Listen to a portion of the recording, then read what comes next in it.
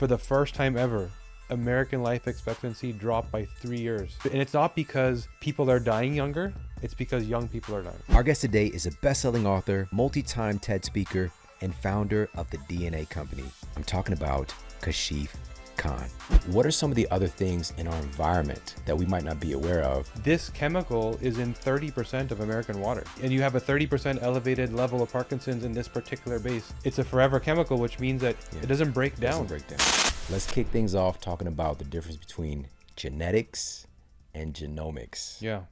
So genetics, it's kind of the same parallel with here's medicine and here's functional medicine. Medicine is here's what your disease is called and here's a pill you need to take.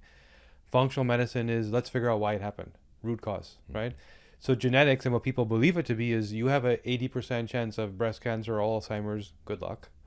Versus, is there only one reason why breast cancer and Alzheimer's happen, or are there multiple pathways that lead to them? So understanding the innate biology, and then what are the epigenetic factors that you can't handle based on that sort of biology.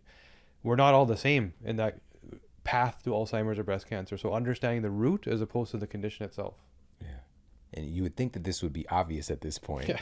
And yet there's this lingering false belief about how our genes are impacting our outcomes. Yeah. And one of those is one of the most well-known breast cancer related genes. Can you talk about that one and some of the kind of false beliefs about it? Perfect example. So BRCA, so even just hearing that word women get scared, right?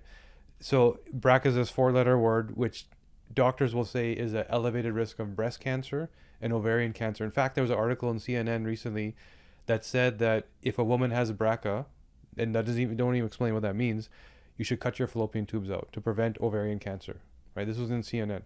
So what's actually going on? BRCA doesn't cause cancer. It's a tumor suppressor. So God forbid you get this disease, it's supposed to fix it. It also repairs damaged DNA, which is a root cause of aging. It sort of repairs cellular structure, so it keeps you young and healthy. If you have a version of the BRCA gene for which there's a variant or mutation and the instruction is broken, you don't do that job well. So you're not getting cancer, you just don't repair or recover. None of that still answer the question of why did the cancer happen, right? So why am I cutting off breasts and fallopian tubes when I don't even know what's causing it?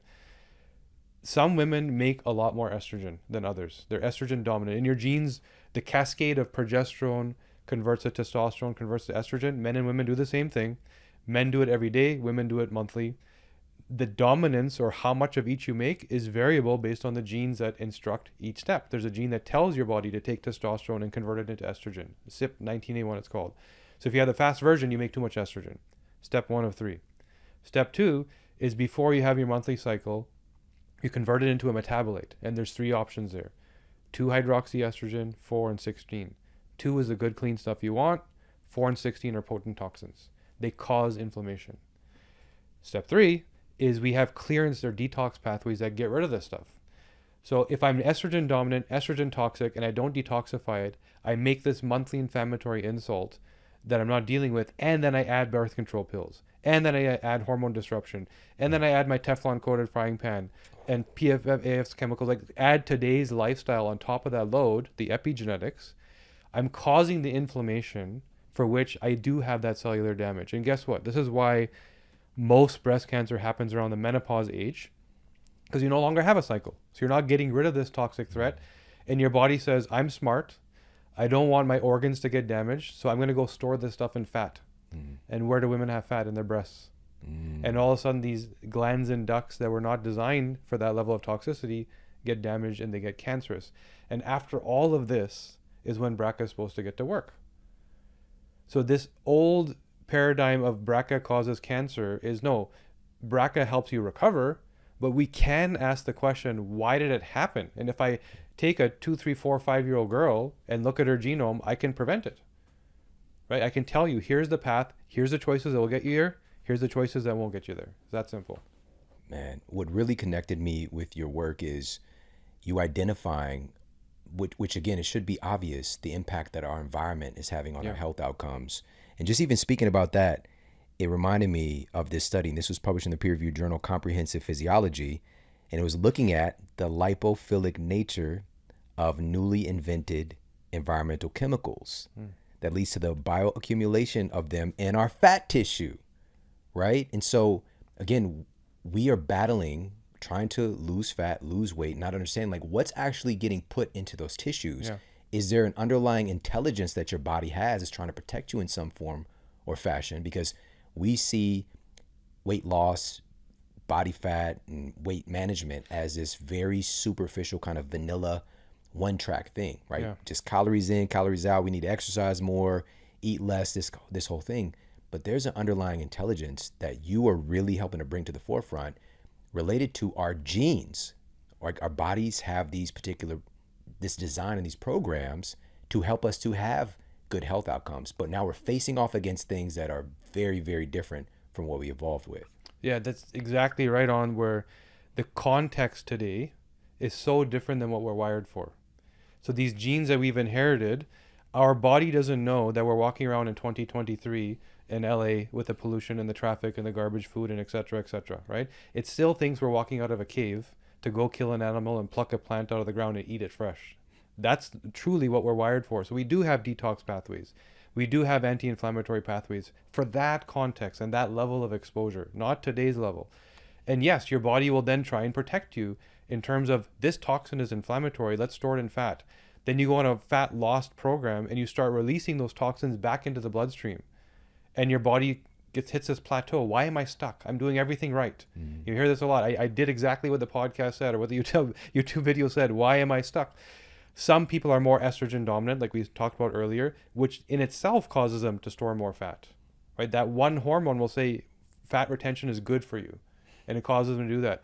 Now, when you're burning the fat, not only you're releasing toxins back into your bloodstream, your fat also stores estrogens. So you're also releasing estrogens back into your bloodstream that cause your body to want to store fat. And this is why people get stuck. So the personalization that becomes so easy when you read your human instruction manual, here's how my body actually metabolizes everything. You get out of that trial and error, one size fits all, I'm going to go do what that guy said, which probably worked for that person, may not work for you. Man, this is just, there's such once we can fall more in line with our body's underlying intelligence, like you just said, we are living in an environment that is very, very different from what we evolved with. And our bodies are really resilient at the same time. But the amount of things that we're exposed to, and I want to talk about some of these, of course, but it just is really conjuring up for me an important takeaway for everybody is to understand that our bodies are going to make adaptations that we would label disease, right? We'll give it a disease label or diagnosis, but it's simply an adaptation to continue to function and keep you alive under unideal circumstances. And it makes me think about like type 2 diabetes, which is obviously just skyrocketed in recent years. And we'll put it up for everybody. There was a paper published in the New England Journal of Medicine. It was effectively diabetes over the last 200 years. And everything remained relatively stable for a long time. And then in the last 40, 50 years, rates of type 2 diabetes quadrupled. It quadrupled in the United States. And we just see it again. It's just this like, it's a, for many people, it is a life sentence, right? They get this diagnosis and they never get the opportunity to be educated. Like, why did this happen, right? And what it really is at its core, we can talk about the mechanisms, but at its core, it's the exposure to abnormal amounts of sugar, which we never had before. Like, as you mentioned, pluck out the ground, hunt, whatever. Now you got Twinkie, like literally just going out our door, like the convenience store in this office building, there's just all these ultra processed foods that are full of sugar. And that's what most people are seeing as food. And that kind of exposure, our bodies are going to make this adaptation where it's producing all this insulin to shuttle that out of our bloodstream, tuck it into fat cells. And suddenly those fat cells are like, nah, like I'm already trying to keep you alive and I'm struggling. We're going to create insulin resistance. Even though you're still making it, but we got to protect you in this other way. And so this other thing, like basically it's a tier situation, hierarchy. So you're going to have this other outcome. We're protecting you from something worse, but we're going to switch over and make this adaptation. And so with that being said, what are some of the other things in our environment that we might not be aware of? And matter of fact, let's keep in the same lane of something that's very high in sugar, orange juice. You just did a great video about this problem with orange juice. So forever chemicals, right? And there's so much more to say about diabetes, which we'll touch on too. But there was a study that came out of this military base in, I think it was North Carolina, where there happens to be like elevated Parkinson's from those particular vets. So why from this jurisdiction is there more Parkinson's? And remember, we think that Parkinson's is an innate. It's coming, right? It's not caused. It's a genetic condition. It's not chronic. This proves it is chronic. So when they tested everything they could, what they finally found was in the water, there was an elevated level of this chemical called TEC, which is known to be neurodegenerative, right? And it's spilling off from some industrial work in and around the area.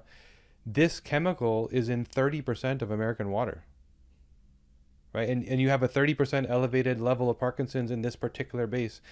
It's a forever chemical, which means that not only does, when it leaves your body, you pee it out, it goes out into the drain, it comes back. Yeah. It doesn't break down. Right? So it's constant and forever. And this is why our water has so much more and more. So that orange juice example, there was a brand that was sued, by a bunch of people. Simply Orange. We call it out. We'll call it out. Owned by Coca-Cola. And by the way, it was still on the shelves. And it still is today. Right? After this is public knowledge. There's an open lawsuit because of the forever chemicals that have been found in highly elevated amounts, many hundreds of times the upper level of the EPA, the Environmental Protection Agency, which tells you that it's toxic and poison. But it's still available for sale, and this has not been resolved. But then you ask the question, why did they put this in the food intentionally? It's likely the water, and they likely didn't even know, right? So the testing and the safety protocols that we need for today's reality are very different than what we're doing. Going back to the diabetes example, it's not just the environmental and the sort of toxins, it's also the food itself. Look at high fructose corn syrup, right? There was a study that was done where they took people and put them on an American quote unquote diet, high in high fructose corn syrup, and they did this for 6 weeks.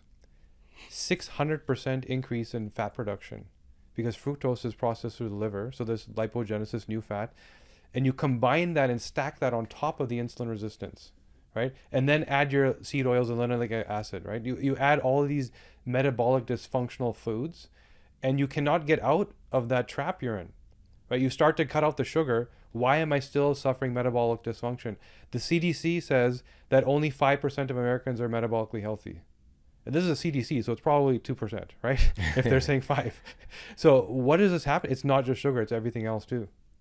Wow, man, this is crazy. So what do we do to defend ourselves from the OJ? Yeah. I'm not talking about, who I'm talking about, orange juice. Yeah.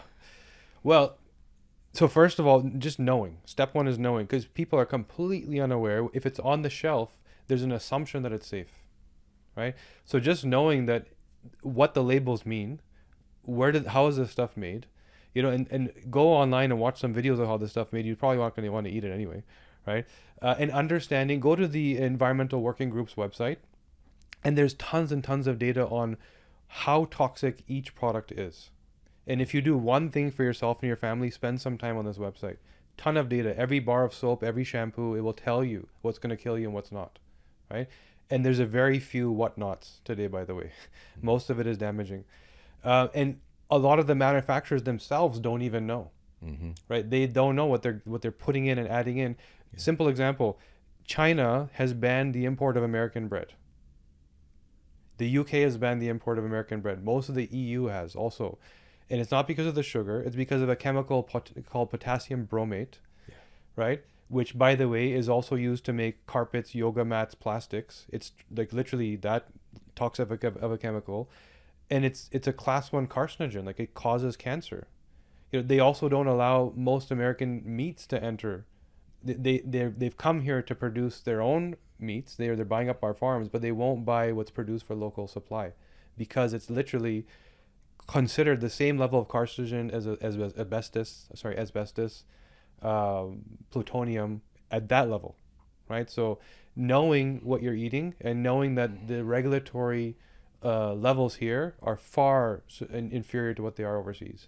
That is just crazy. And you mentioned Coca-Cola and Simply Orange, for example, probably not realizing that the water is likely to be an issue, that in of itself. And for us, and even thinking about our own water, is there anything that we can do to improve the quality of the water that we're drinking? Or maybe even if Coca-Cola, I know somebody at Coca-Cola is listening to this right now. What can your company do to improve the water that you're using for your products? Yeah, simple reverse osmosis, right? If you put it through that process, all you're getting out is water, but then you've lost the minerals. So one of the benefits of water, there's multiple hydration. We are meant to have some salt. We're meant to have some minerals. So those need to be added back, right? And this is one of our challenges: is we clean our water, then we're void of minerals, and that makes us sick also. It's also structuring it, right? So the same EMF, by the way, that's why I'm wearing this EMF protector, also damages the molecular structure of the water. So you picture a beautiful, picturesque snowflake, and then one that's a little bit off. That's what structure means, the actual molecular structure. And the water isn't as hydrating and isn't as healthy, and actually doesn't enter the cell properly unless it's structured, right? Yeah. So learning simple habits like that, there's a lot of devices you can buy. Yes, at a corporate level, they should be doing this before the water enters. When that's going to happen, we don't know. So do it yourself at home. Yeah. Oh man, it's so good. I remember learning about this is maybe 15 years ago, and I was curious, like, how does water get into our cells? Right, we have this extracellular fluid, then we have the hydration inside the cells, and it just, it had me in some like Tom Hanks Life of Pi scenario. Like, what if you're in the like, how do you die from drinking water, right? Yeah. If you're drinking ocean water? And I just had all these questions, and I came across, fortunately, some research, and it pointed to these channels that our cells have, these protein channels called aquaporins. And as you just mentioned, how our cells are actually getting hydrated or being able to travel across that medium depends on the structure and makeup of that water. Like, it really does matter. And being that we're mostly made of water, like, you can have some really low quality, the conductivity is going down, all these simple things if you're depleted on, electrolytes and things like that. And so this is really powerful. And also just remembering we've got these glasses of water here. It's a universal solvent. Yeah. You just said it, like, it's picking up all this stuff in the environment. Yeah. Water is a serious concern. If you're not making sure that your water, the sourcing is high quality, and or you have a treatment for your water, this is one of those things that, unfortunately, it's a hidden problem that a lot of people are exposed to. It for sure is. And a simple concept that we don't even think about is that look at the United States. It's a melting pot of every culture you can think of, meaning we all came from somewhere else. Meaning that our genetics is still assuming that the water we're getting is of that jurisdiction. Now, the mineral content and the frequency, truly the frequency of that water, is local. So when we're buying bottles of water that are imported from France, or we're sitting here drinking American water, our body's confused because we're tuned cellularly to receive a certain frequency and we're not. Right? If you get down to the quantum physics level of it and go woo a little bit, so truly, we have to also understand that. And this is why structuring is important. All right, I want to talk about another one of these concerns with our environment. Again, something that we take for granted, that we interact with on a daily basis for most of us. And this is toilet paper.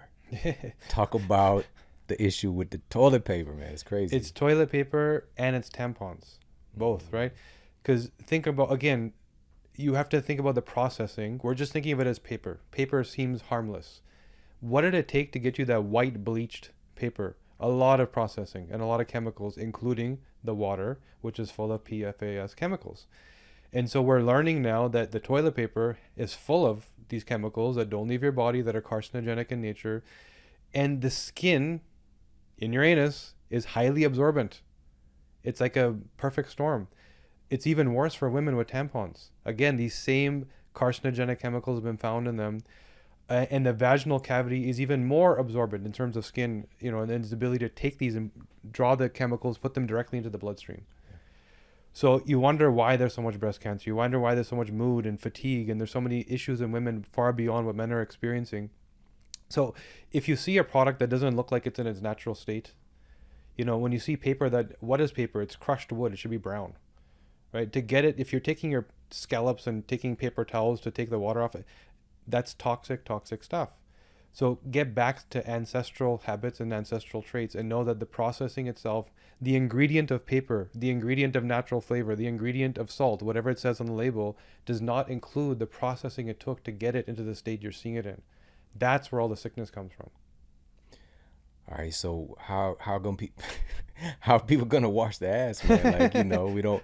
I'm even going back to ancestral. when I see, a film or a show that's based on like old time, Yeah. and I see people talking in close proximity, I'm like, if this was real, their breath probably was super stank, and just like, how often were they getting clean when this love scene, Yeah. So what are some things people could do So to, rather than, the conventional toilet paper? so many more people are using bidets now. Again, going back to our old habits, that's what we did.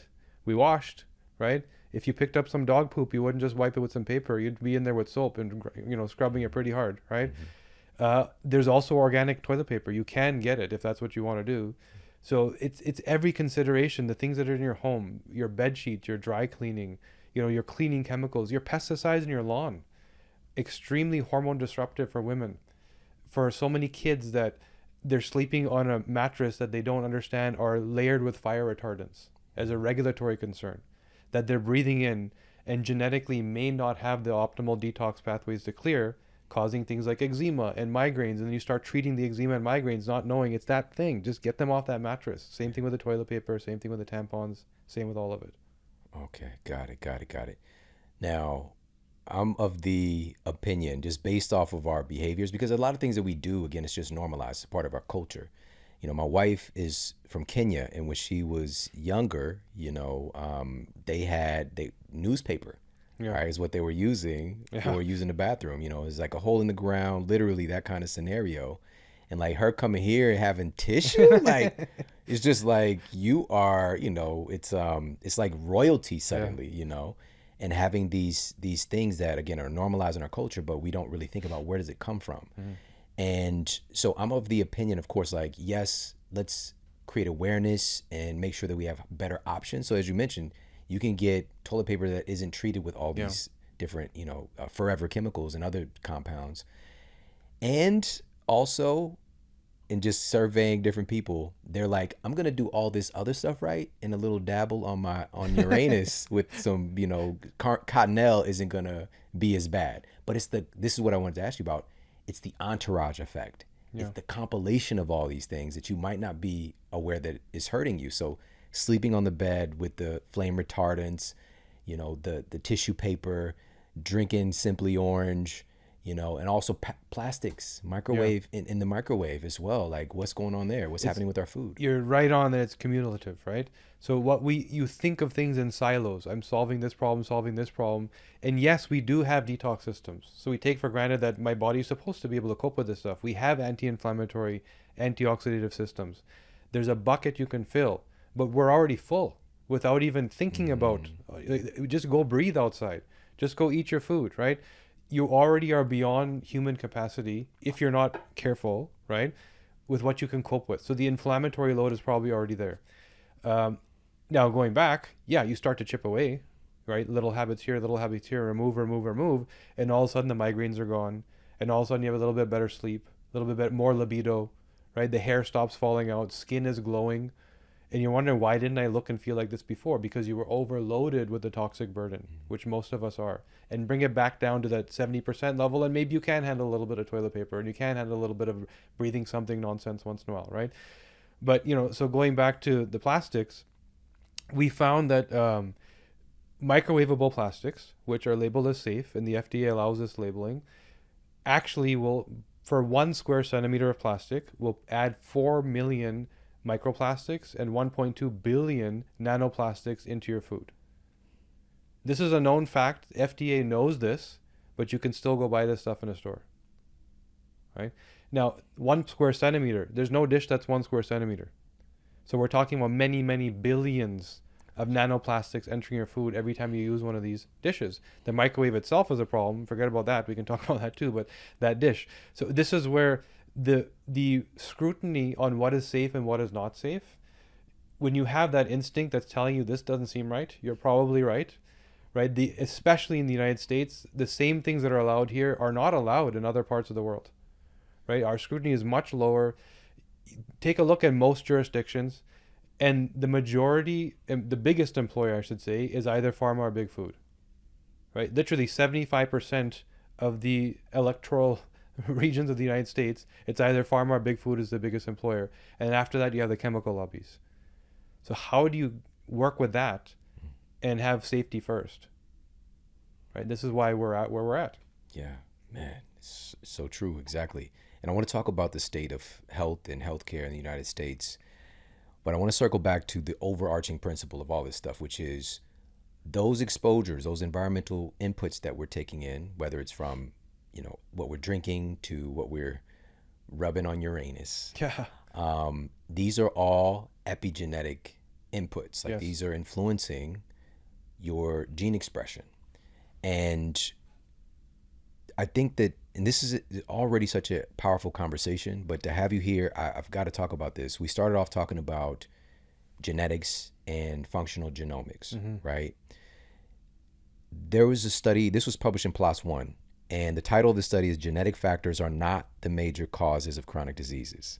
All right, this is well established. Basically, our advancements in genetic testing were also simultaneously proving that genes aren't causing. You said this earlier, and I wanted to circle back to it. You said that this particular gene, that the public is being inundated with this idea that this causes breast cancer. You have this gene, you're going to have breast cancer, get your reproductive organs removed, breast removed, because it's practically inevitable. And what the science actually is demonstrating, and this is very, very well known, it's not even that difficult to find, is that there is, number one, there isn't a gene that's causing our epidemics of chronic diseases, but functional genomics is helping us to understand what these inputs are influencing. So let's talk more about that. So that's the right way to look at it. And these guys are right, but it's half the story. So take me, for example. So we've been talking about all these environmental threats. There's a gene called GSTM1. It is a primary defense mechanism and detoxifier of the gut. So when you're eating whatever you're eating, all that comes along with it that's not meant to enter your gut tract and bloodstream, it's meant to use glutathione, that potent antioxidant, to clear and get rid of. There's also GSTP1 of the lungs and GSTT1, which is once you've got past these first line of defense, how well do you then detoxify what's in the bloodstream? This gene, GSTM1, I don't have it. It's not about what version, what variant, missing. Entirely missing from my genetic code. It's called a copy number variation. How many copies of the gene do you have? So I haven't yet caused a chronic disease, right? I'm just born with a missing gene. There's an instruction missing from my human biology. Now, if I go eat the toxic foods that have food colorings, dyes, drying agents, packaging with plastics, etc., process on metals that are clean with chemicals, I will get leaky gut, Crohn's, colitis, leaky brain, brain fog, depression, which, by the way, I had all of those things, right? Somebody else with the ideal version of this gene, eating the same exact food that I'm eating that has the capacity to detoxify, won't end up with any of those conditions. So there's no this gene equals a disease. This gene equals a priority. Here's a job that your body doesn't do. Now you know what choices to make to not get sick. You don't have to go do everything. Start with this. This is 80% of your problem. It could be GSTP1, right? The gene that's primary detoxifier of the lungs. So all of a sudden, walk into a moldy room, somebody gets a headache, somebody doesn't notice. Walk into a factory, somebody gets joint pain, somebody doesn't notice. Longitudinally, living in a moldy home with mycotoxins, for this person with the bad GSTP1, they might get serious diseases like cancer. Somebody else won't even get a rash. So it's understanding, here's the biological process. I don't do this thing well. Now I can better inform what choices to make to not get sick.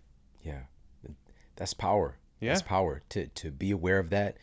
And this also speaks to when you were sharing that, it really brought to mind how we all have this kind of unique genetic compilation, right? And it's also going to influence, it's going to basically give us a template of how we are, right? We're like, it's like our factory settings. And then we can, through our lives and through our choices, we can upgrade or downgrade what our vehicle is doing, right? And so even with our personality, and you've seen this, we were just talking about this with our kids, like they're getting downloaded here with a personality, like it's there.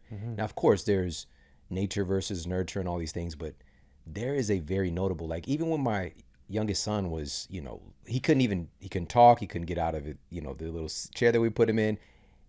You could see that he was trying to get up and do his own thing. Like you could tell, like he didn't want you to, he wasn't like always kind of hold me baby necessarily. Yeah. Like he wanted independence. Yeah. And so he's carried that energy with him, like literally as a kid, just like, why is this kid like so, you know?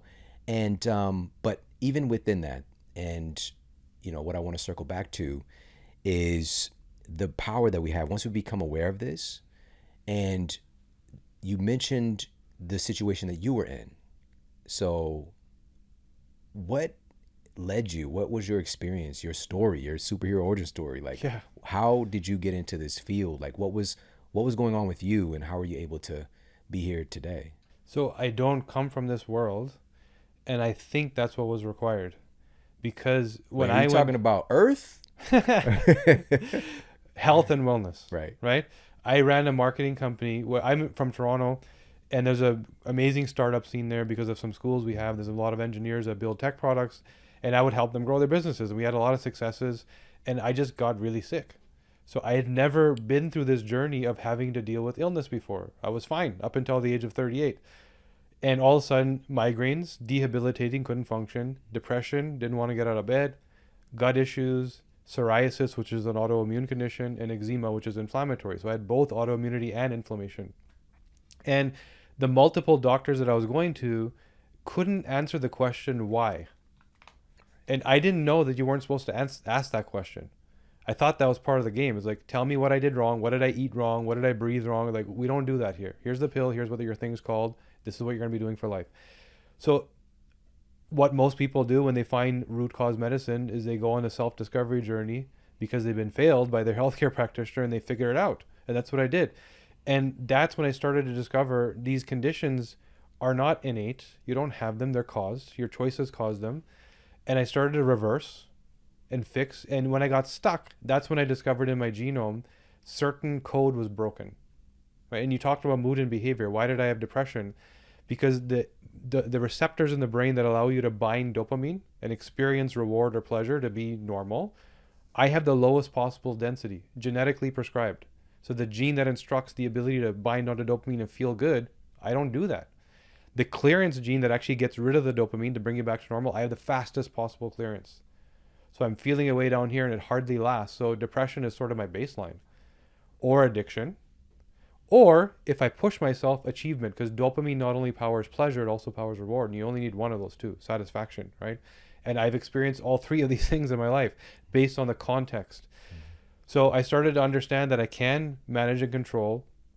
I literally gave the keys of our marketing company to my business partner and said, I found purpose. You know, everything I've been doing up until now was for profit. And I never understood the meaning and value of purpose. And now I do. I got my arthritic mother out of bed. She was literally couldn't move. She now goes to the gym with a trainer every day, you know. I got my anxiety-induced niece who literally ran away from home, about to be prescribed a pill, and I understood it had nothing to do with anxiety. It was her hormones, and I fixed that. And how many young women are out there suffering from the same? My friends started to heal around me. A friend that was on Lipitor for cardiovascular issues is no longer on it because I understood what was causing it. And that truly became this mission, this purpose of we have now tens of thousands of people that I've worked with to get them from either disease to not disease or preventing what's coming, right?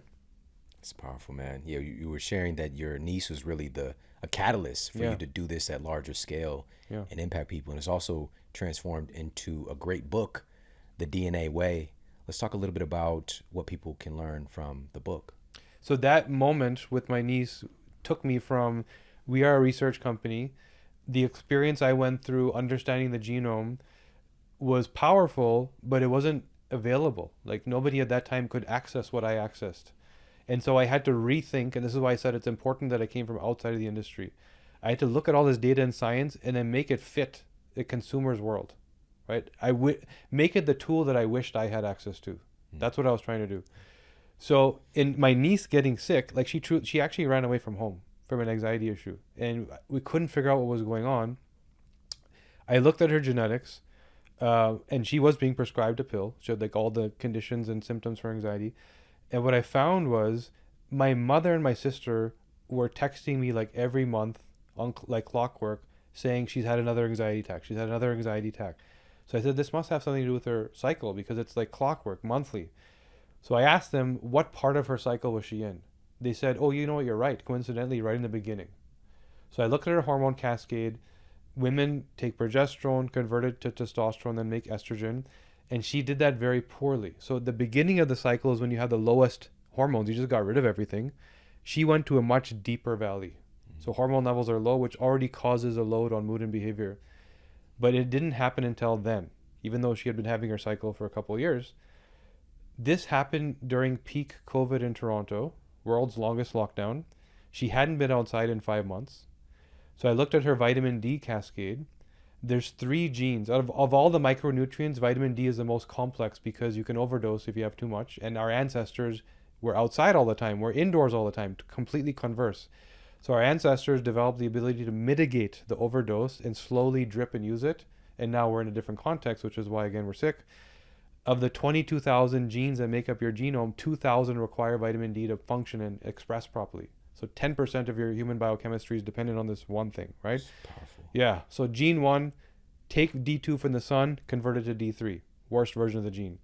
Gene 2, take that D3, move it to the cell, transport it. She had the worst version of that gene. Gene 3, VDR it's called, bind it and connect it to the cell. She had the worst version of that gene. So in a context where she hadn't got any vitamin D, she was also a horrible metabolizer. And this being a load on the hormones, exaggerated that problem. So why then, of all the potential problems she could have, did she have an anxiety issue? Because she's wired exactly like her crazy uncle. She has no dopamine, right? Ancestral trait, low dopamine, very fast clearance. So she's already teetering on depression and anxiety. This was the catalyst. The prescription was a pill. All I did was give her high dose vitamin D, 10,000 IU a day, and I split the dose because remember she didn't transport and bind it, so I gave her multiple doses, and I gave her L-theanine to boost her dopamine levels. Never happened again. It never happened again. It's been 2 years. Never happened again. She would have probably still been on an anxiety pill today. And very likely still expressing the symptoms. Yeah. That's the other part about this system is that, it's masking symptoms while not really addressing, again, a root cause. And if we're talking about the root of the root, we're talking about influencing our genetics. Mm-hmm. And this is a good place to talk about, again, really unpacking this in the DNA way. You shared her story, for example, yeah, and also pointing us towards empowerment. Like, what are some of the things that we can do rather than, again, we have a system where it's just like you sit back, take this thing, and we'll see what happens. Yeah. Or what you kept experiencing with your niece was, we'll keep an eye on it kind of thing, versus like, why is this happening and what can I do proactively myself to be a conscious influence over my genes? Like, these are my genes. Mm-hmm. Shouldn't I have some tools to be able to better understand this? And so that's what the book is about as well. That's exactly what it is. I lay out my personal healing journey to show people, irrespective if you have access to your genetics or not, a different way to think about your body, to think about it at the root cause level, at the system level. So we're taught symptoms. We all know what a headache is. We all know what breast cancer is. We're not taught systems. Not many people understand their hormone cascade. They don't understand the neurochemicals of the brain. They don't understand detoxification and antioxidation. If you start to understand those systems, and there's not many that you need to know, you can unravel and unpack most problems. And of the 22,000 genes, I only look at about 100 of them because those are the functional ones that drive the core systems. You get these systems and ask me any question about any chronic condition, we can probably answer the root cause, from autism to hair loss to you name it, right? Because they're all driven by system failure, which means the choices you make, environment, nutrition, lifestyle, are misaligned to your genetic capacity to process that choice. That equals disease. That equals problems. Make the right choices, it equals thriving. When you look at the actual hardware of DNA, like look at the actual structure, there's these caps on the end that are called telomeres, which are these bumpers that protect your DNA from damage. They look like they're designed to last 120 years, which means that's how long we should live. And if you didn't live to 120 with good health, it's the choices you make that take years away. That's what's happening. We should get to that number with good health. Now, in reality, though, in our current reality, which that is the reality for some people in some environments. And we're going to talk about that shortly as well. These spots around the globe where they have a lot of centenarians, Yeah. people living beyond 100, but not just lifespan, but still maintaining functionality, Yeah. contributing to community, being able to work if they choose to, like all of these things. But for many people in our modern society today, decades earlier, they're falling into very high levels of disease and dysfunction. The CDC, you mentioned the CDC stat earlier, but the CDC's recent data from last year, 60% of Americans now have at least one chronic Yeah. disease, 40% have two or more.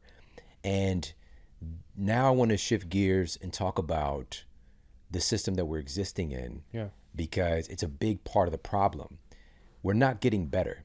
You know, you just mentioned we should be living up until that point, but and our lifespan was increasing over recent generations, but about 20, 30 years ago, that trend of our lifespan extending reversed. And now our current generations are not outliving previous generations as far as our lifespan.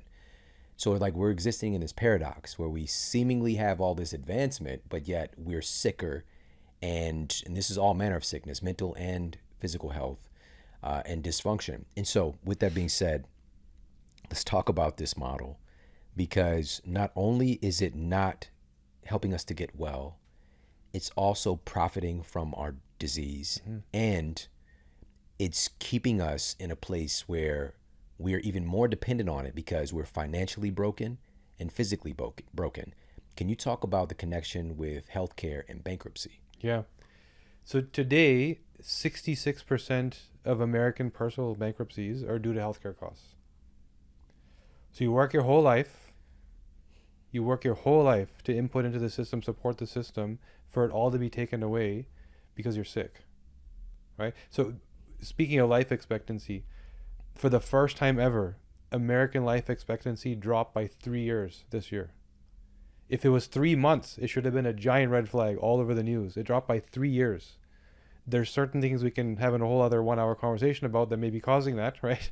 But it dropped by and it's not because people are dying younger, it's because young people are dying. So chronic disease is coming earlier. So it's skewing the data, right? That's what happened.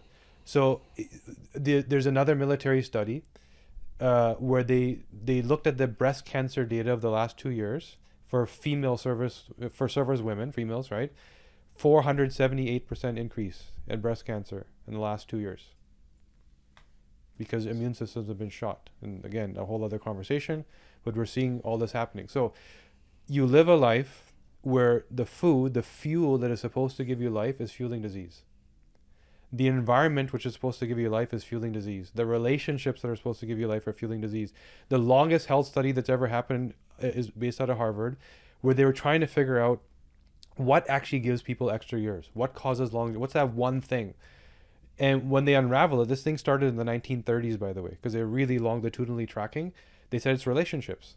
People that have the best high quality, tight knit, less number, but high quality relationships live the longest. Because what that does for your hormones, your neurochemicals, your cortisol, all these things that are aging in effect as opposed to anti-aging, those people live longer. We don't have that, right? Ask a young person, they don't know what a relationship is unless it's scrolling through a phone, right? So all of these inputs, far beyond what we're capable of handling. The top 15 killers, it's actually 14, but the 15 one I'll tell you about. Out of the top 15 things that are going to kill an American, 14 are rooted in inflammation. They're all the same thing. They're all the food, the air, the relationships causing inflammation, lack of sleep, etc. Which disease is just a Russian roulette of the hardware quality. We can predict this genetically. How good is your cardiovascular hardware? How well do you deal with plaque buildup and get Alzheimer's? So which disease, that's the lottery, but inflammation is going to trigger it. The 15th, which is actually the number 3 cause of death, is medical error. It's just a doctor making a mistake. And that also wouldn't happen without inflammation, right? So they're all 15, the same thing. So we don't see this so much sort of in our last couple of generations. And we also don't see this in other countries, right? This is a very American problem. It's the American food, American air, American relationships, all equaling 66% of people are going to lose their life savings because of this. This is like a bad dream, you know? And for many people, they're living in that. They're living in that nightmare, and it's very easy to lose hope. And what we're here to do, I know this, and this is why you're doing what you're doing as well, is that we can change this. Mm-hmm. And right now, I think we're at a very, very critical point because there's so much turbulence and things are in flux, and also our access to data it's never been like this before. But then there's a phase right now that we're experiencing where there's trying to be like a control of the data and communication and whatnot of the people.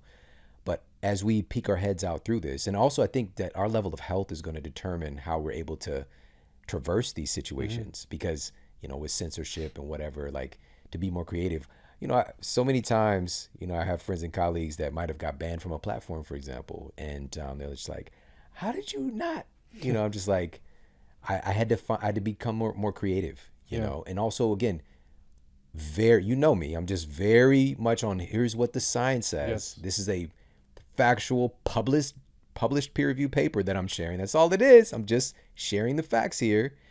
But even with that, it's the way that you do it today as well, and so trying to find a soft place to land the information with people, and also speaking through the lens of curiosity and not like I have the definitive thing as well. And also, I've seen this like revolution in humor as well. Like a lot of people are delivering, and I think this has happened historically as well, like delivering things through the lens of comedy, like bringing a lightness to very harsh and serious topics. And I remember Cat Williams, a comedian, doing a bit about the opioid epidemic. Yeah. And, here in the United States, well over half 500,000 of our citizens have died due to opioids. Like, please hear, over 500,000 people. Yeah. It's insane. Like, how is this even a thing? And it exploded even more over the last couple of years, right? And so much so that for people in their prime of life years, between the age of what's determined to be in our society prime of life years, between 18 and 35, it became the number one cause of death, is overdose. And this should be front page news every day, right? But it's not. It just gets swept under the rug.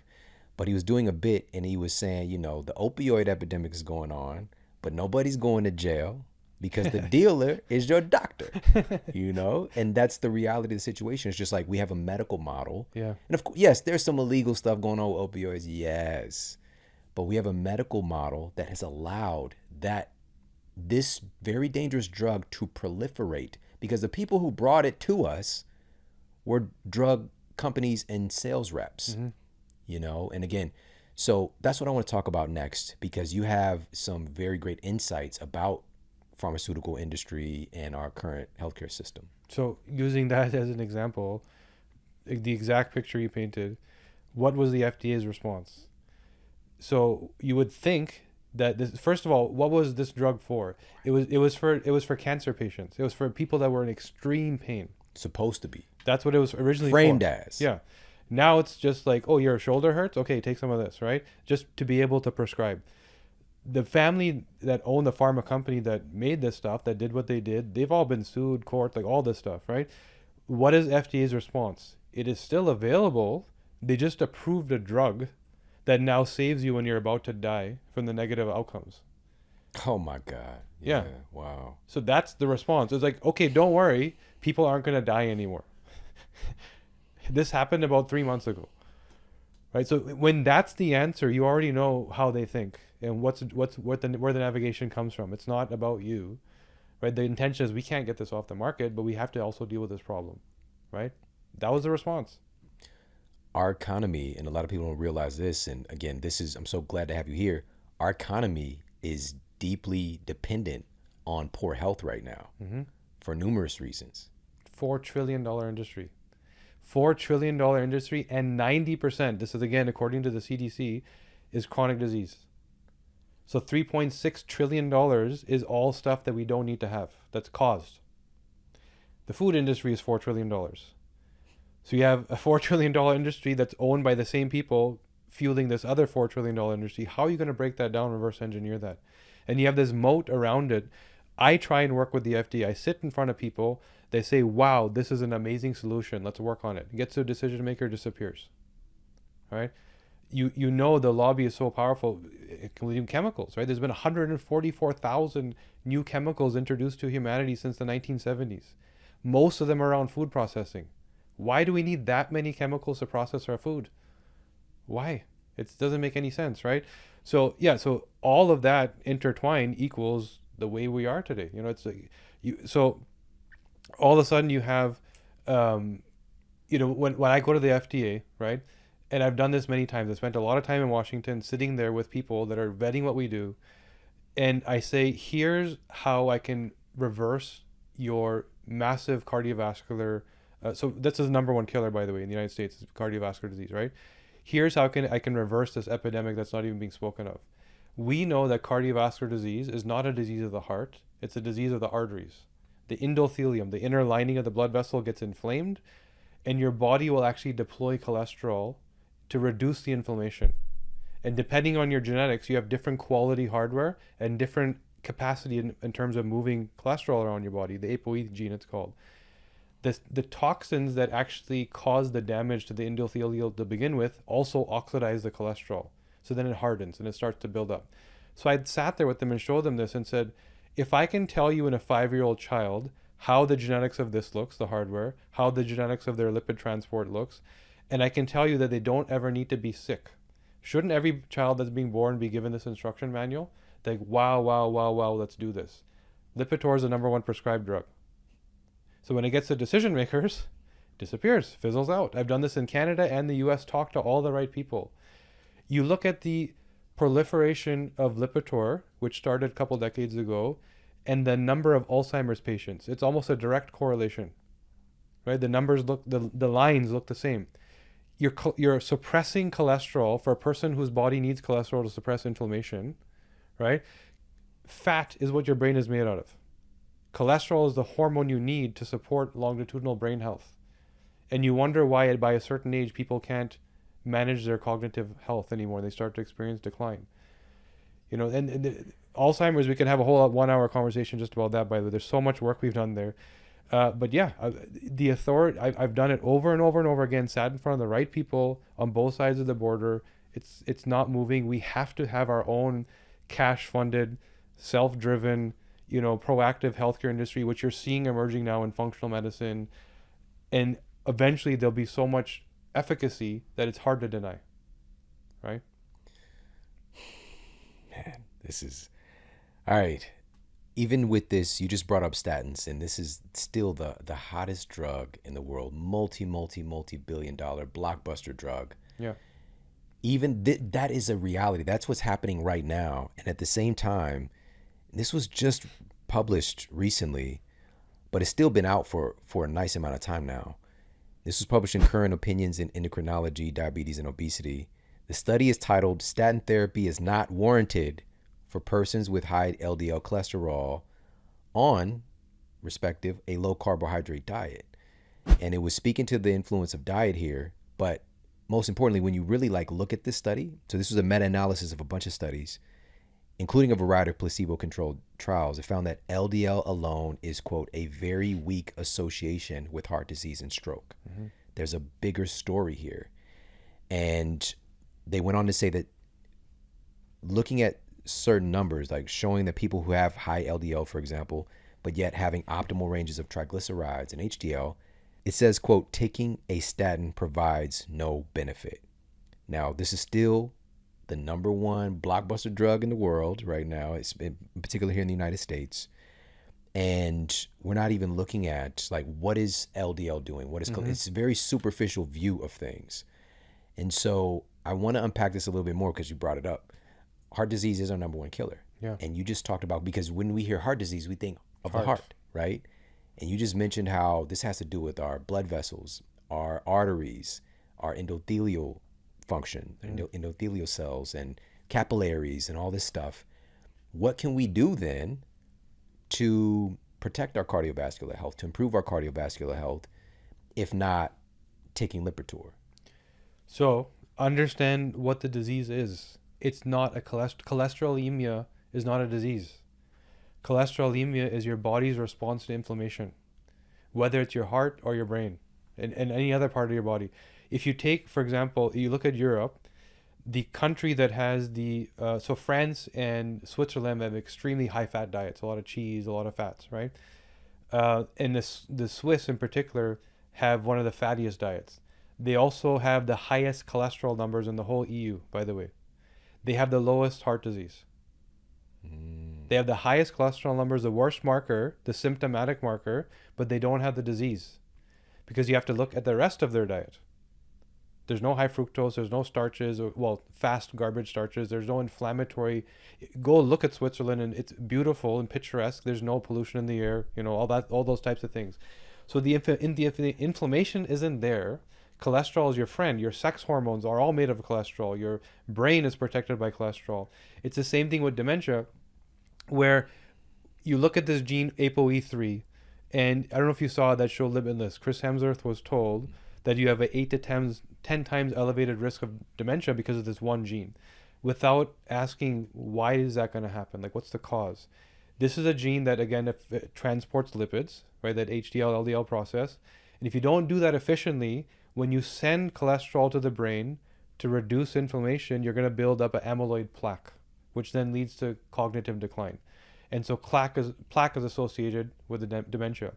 Without asking why was the plaque built up, why was the cholesterol sent there, again, it was inflammation, which is your gut, leaky gut causing leaky brain, insulin response. For women, their hormone toxicity. This is why 80% of dementia cases are actually in women, not in men, because they have the cofactor of the estrogen toxicity. It could be the actual vegan, keto, low carb. How do I actually choose what's right for me? Genes already dictate how you metabolize each of those macronutrients. And if you choose to be a vegan without having the right methylation genes to produce the enzymes to break down your chickpeas, lentils, legumes, you're not going to do so well. But if you do that job well, yeah, you'll do okay. Most people don't. So there's many, many factors that lead to the neural inflammation. There's a gentleman named Dr. Tom O'Brien who is on the board of the Functional Medicine Institute, right? So I was speaking to him.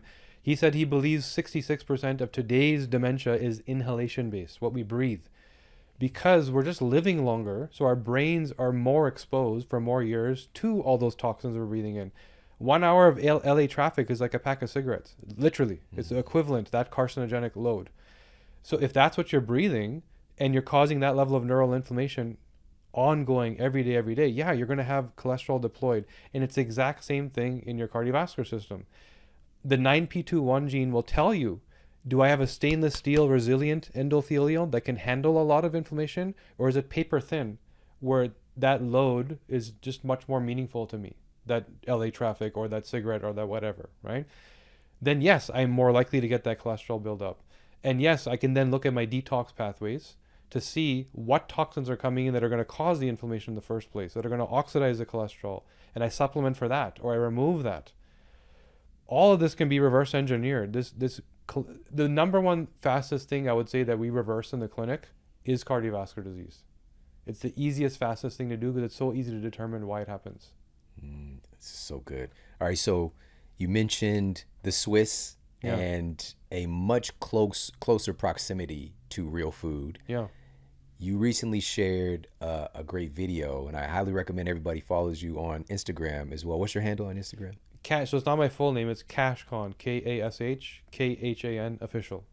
Perfect. And you shared a video recently sharing 5 of the top foods that are eaten in one of the places on earth that have one of the highest rates, if not the highest number of centenarians, or just the ratio of the population. So these are people that live 100 years and beyond, and it's in Okinawa. Yeah. So can we share some of those foods? Yeah. So now it's important. I'm going to tell you more. I'm going to go on a bit of a rant.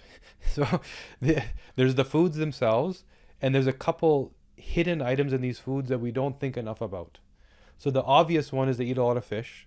And this is also true of Sardinia, where it's another blue zone, right? So what's happening there? Omega-3s, the fatty acids that give you cognitive health. You cannot live over 100 if you don't maintain your brain. And this is why people that eat a lot of omega-3 fatty acids will eventually live longer, right? All function is superior if your brain health is superior. They also, and this is one of the hidden things, is they eat miso soup regularly. And why is that important? Fermented food, right? Fermented food supporting your gut. 80% of your immune system is in your gut. So if you don't have a diverse flora of microbiome, you don't have a good immune system, right? So it's very important for longitudinal health, those cancer cells being constantly fought, those viruses being constantly fought, that's your immune system, right? They also eat this unique plant. It's a purple sweet potato, and it has a compound I call anthocyanin, which is a potent antioxidant. And this is one of the other secrets. So what is aging? Aging is your cells getting oxidized and degrading over time, your DNA getting damaged and oxidized. So antioxidants will protect you from that. And we don't have enough of them in our food, right? So this is why they eat these daikon radishes, which is another one of the big things they eat, which are more than the daily recommendation of vitamin C from one serving. Another potent antioxidant. The other big thing they eat, and this is, I would say, probably the number one thing that is deplete from our food, they eat a lot of seaweed, which is chock full of minerals. And this is really, really important because we think of, for example, your bone as calcium. There's actually 61 minerals to make up your bone, right? It's not just this one thing, calcium. So if you remove all the minerals from your body, you are literally water and plasma, right? That's what you're just going to be, a pile of human soup. So, and this is the number one thing we're missing. What you have to keep in mind is you aren't just what you eat, right? You are what you ate. Meaning when you pluck a fruit from a tree, it's a conduit, it's that vessel that drew micronutrients from the earth and put it into a context that you can actually consume. You can't shovel dirt and eat it, right? That's the purpose of these plants, is to take this thing, convert it into something that's useful for you, from a phytonutrient to an antioxidant, and that's what these plants actually do, and that's what you consume. But the earth is dead, right? When's the last time you saw an earthworm? Right? When you were a kid walking to school, you saw worms when it was raining. You don't see that anymore because there's so many pesticides and chemicals killing the ground. The earthworms offer what are called castings of their poop. They aerate the soil, right? So the earth is dead. And so what you're deriving, that fruit that you pluck came from dead plant or dead earth, so it's a dead fruit. You have to mineralize, and knowing that it's not going to come from the food itself, so add minerals. There's one very potent function of minerals that we don't think about. We think of it as more like a vitamin, right? Something that we need. They are a key tool for removing toxins from your cells. So fulvic and human minerals, there's two types of minerals. They actually will go into your cell and carry antioxidants with them, with a positive electrical charge, enter your cell. They're one of the few things that can cross the membrane, enter your cell, deposit the antioxidants to clean up. Then their electric charge reverses and they magnetize they magnetize the junk and remove it. And we don't do this anymore. And our body still assumes that our food is doing this, giving us these micronutrients. Oh my goodness. And again, it's so simple and logical as well, the health of the soil. And one point that I want to make, and then, I think a lot of people are just really curious about how can they dial these things in for themselves, is that even with those foods that are incredibly healthy foods, for just about any of us are going to extract some benefits, it's still going to be unique to you, which foods are best for you. So you might hear about purple sweet potato and just think like this is but maybe not for you. But if you're going from, microwave Salisbury steak to the sweet potato, you pretty much anybody's going to get some benefit. But this is speaking to the expanding fields. We got nutrigenetics, nutrigenomics, and looking at your genetic blueprint, your template, your cascade of genes. We can find out things that are going to be more helpful for you versus the next person, and also things that you probably want to avoid. And so how can people find out more information about their own genes, and also where can people find out more information about you, pick up your book and all that good stuff? So the DNA Way, the book, is everywhere, Barnes & Noble, Amazon, wherever you get your books. It was, a year of my life, a night shift, let's say that, while I was trying to run this business and build it. I was at night writing this book. So it's out there everywhere.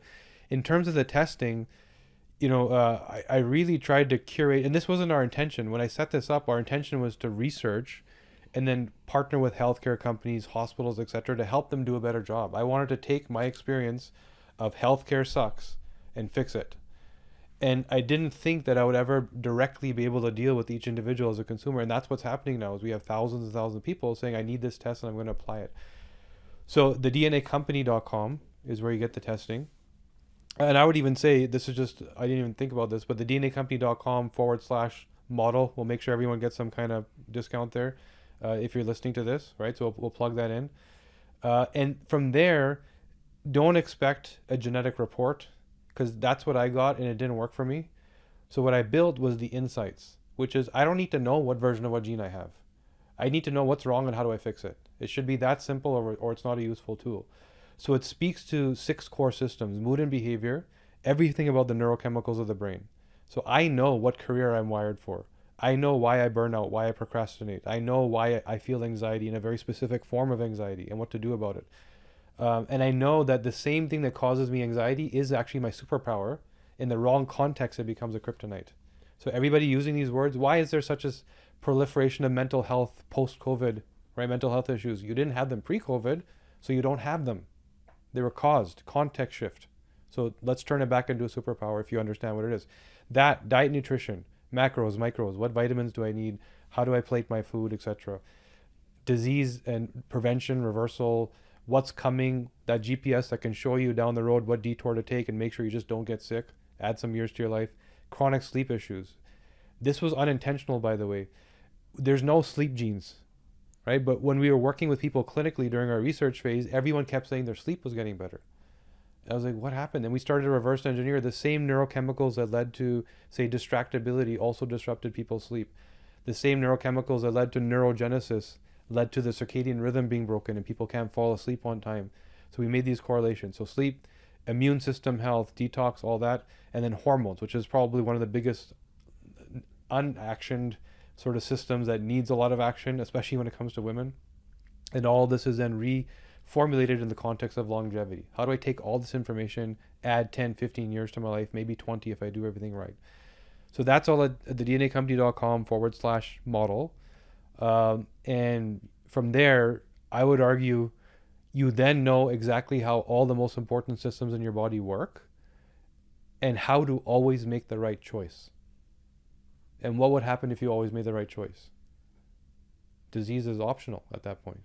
Hey, if you like this video, make sure to check out this video right here. This was all the stuff that I used to recover from toxic mold and obesity and brain fog and chronic fatigue and all that, as well as stuff I used to upgrade myself. So I'm like, how do we make it available? And after 8 years of testing all kinds of stuff and talking with thousands and thousands of members, these 5 buckets emerged.